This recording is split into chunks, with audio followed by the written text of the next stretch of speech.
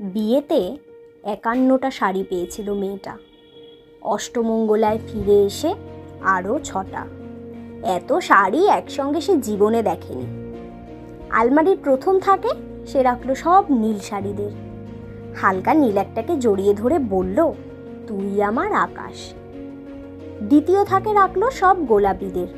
একটা গোলাপিকে জড়িয়ে সে বলল, তোর নাম অভিমান। তৃতীয় থাকে ৩টি ময়ূর, যেন ৩ দিক থেকে ছুটে আসা সুখ। তেজপাতা রং যে শাড়িটা, তার নাম দিল বিষাদ। সারা বছর সে শুধু শাড়ি উপহার পেল। এত শাড়ি সে কি করে এক জীবনে পরবে? কিন্তু বছর যেতে না যেতেই ঘটে গেল সেই ঘটনাটা।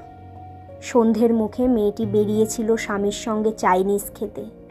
কাপড়ে মুখ বাঁধা ৩টি ছেলে এসে দাঁড়ালো। স্বামীর তলপেটে ঢুকে গেল ১২ ইঞ্চি, ওপর থেকে নিচে, নিচে নেমে ডান দিকে, যাকে বলে এল। পড়ে রইল খাবার।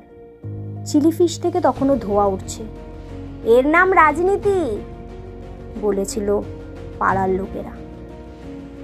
বিয়েতে ৫১টা শাড়ি পেয়েছিল মেয়েটা। অষ্টমঙ্গলায় ফিরে এসে আরও ৬টা। একদিন দুপুরে শাশুড়ি ঘুমিয়ে সমস্ত শাড়ি বের করে ৬তলার বারান্দা থেকে উড়িয়ে দিল নিচের পৃথিবীতে। শাশুড়ি পরিয়ে দিয়েছেন তাকে সাদা থান। ১৯ বছরের একটা মেয়ে, সে পুরো একা। কিন্তু সেই থানও এক ঝটকায় খুলে নিল ৩জন। পাড়ার মোড়ে একটি সদ্য নগ্ন বিধবা মেয়ে দৌড়াচ্ছে আর চিৎকার করছে, বাঁচাও। পেছনে ৩জন, সে কি উল্লাস! নির্বাক পাড়ার লোকেরা। বিয়েতে ৫১টা শাড়ি পেয়েছিল মেয়েটা। অষ্টমঙ্গলায় ফিরে এসে আরও ৬টা।